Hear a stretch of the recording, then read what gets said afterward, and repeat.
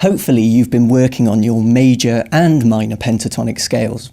So in this session I'd like to explore some ways of using them. In particular, we'll look at some approaches to improvising and bassline construction using a variety of chord sequences. So let's make a start. One of the major benefits of understanding relative major and minor keys is that we can start thinking of chord sequences as belonging to a key rather than separate chords and their associated scales. If we recall this 2-5-1 vamp from an earlier lesson, you can see that we can represent each chord as a mode or scale, and this would clearly define the harmony regardless of whether another instrument was playing the chords or not.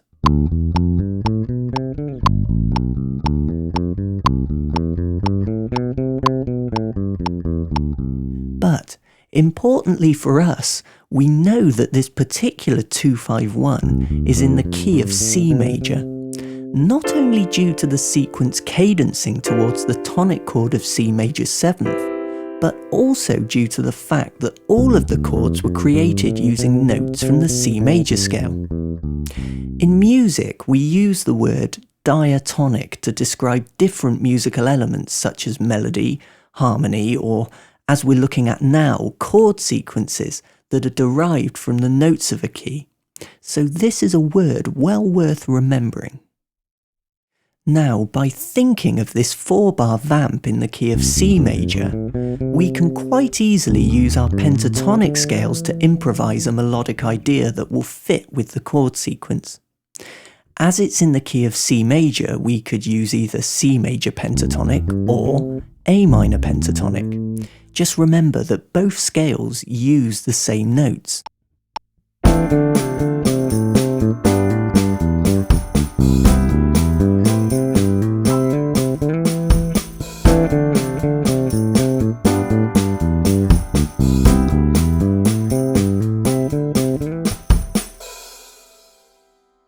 Here's the idea I've just played written down as notation, and the entire line is created using the C major pentatonic scale, or its relative minor, the A minor pentatonic scale.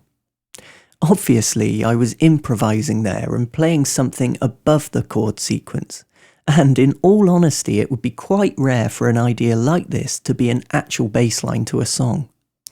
However, lines like these should be practiced and worked on, as they can often be used as fills or embellishments within bass lines you already play. After all, you've only got to listen to Stevie Wonder's Sir Duke, Deep Purple's Black Knight, or Led Zeppelin's Whole Lotta Love to hear great examples of how a pentatonic scale can be used as the basis of some really memorable riffs. As always, to help with your practice, I've put the grooves of these examples at the end of the session. Remember that when we improvise, we're actually communicating and speaking through the instrument, and there's no right or wrong answer to what we should aim to create, but always try to be musical regardless of the style of music you're playing. Any improvised ideas are your own and should directly reflect your feelings, personality, and emotions. Embrace these ideas and practice as much as you can to help discover your musical personality. So, let's move on and see how we can use the pentatonic scale to create a bass line. Here's another 4-bar vamp, this time with a distinct minor tonality in the key of A minor. Musically, this particular example is very much in the style of Carlos Santana, but it's quite a common vamp that can appear within a whole host of different musical styles.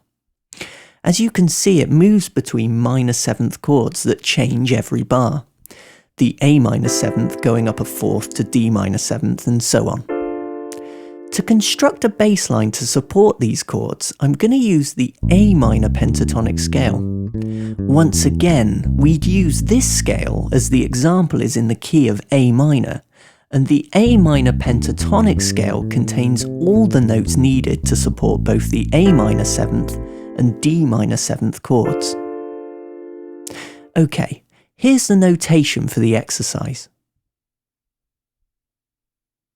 As always, Whenever you use a scale to create a bass line, always try and break it up. It's so common for us to only learn how to play scales up and down, but in reality we should be using scales as a pool to dip into and create melodic ideas from. As you can see in the first bar, I've deconstructed the minor pentatonic scale to miss certain notes out, eventually ending on a minor third, but up an octave like this. And you can clearly hear the minor sound in this line due to the notes used to construct it.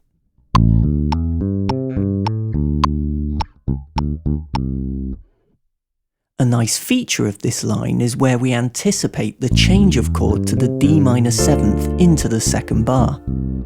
It's what we call a push, and as you can see, we land on the D on the and of beat 4, and then hold this note on into the second bar as shown by the tie here.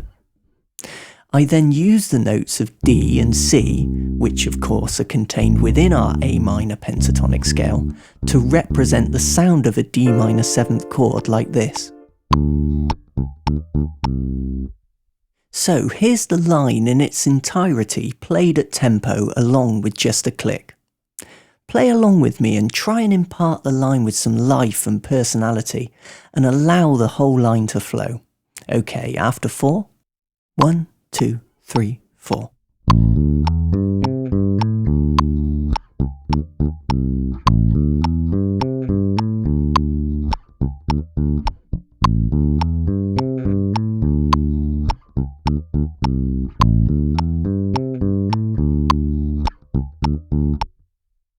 Now, the reason why we played it along with just the click track first is to get you thinking about groove and feel. To me, these two words really sum up bass playing in a very general sense, and we'll certainly be exploring these in the future, so don't panic. But for now, here's some advice that really helps me with how I play. Try to make everything you play feel as good as possible. I mean, if you can achieve this on your own or with just a click track, then the overall sense of groove and feeling can only increase and multiply when playing with other musicians or in a band. So with that in mind, let's now play the same exercise, but this time along with the backing track. Remember the advice and make the bass line feel as good as possible. Okay, ready? 1, 2, 3, 4.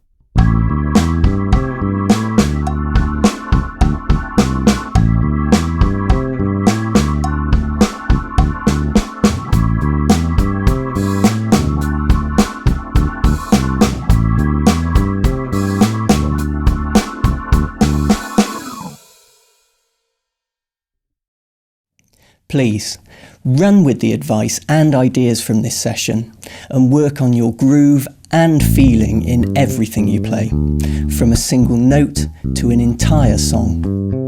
You'll find the tracks at the end to play along to, but I've purposely transposed the last exercise up a minor third, into the key of C minor. Try recreating the bass line in this new key by transposing it, and then see what lines you can come up with yourself using both major and minor pentatonic scales. Also, don't forget to spend some time working on your improvising as well. So, I'll see you next time.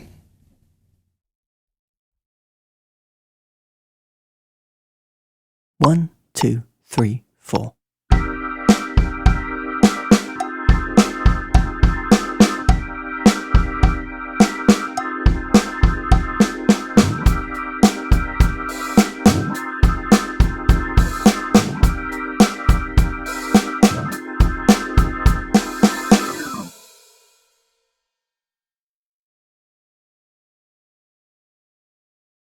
One, 2, 3, 4.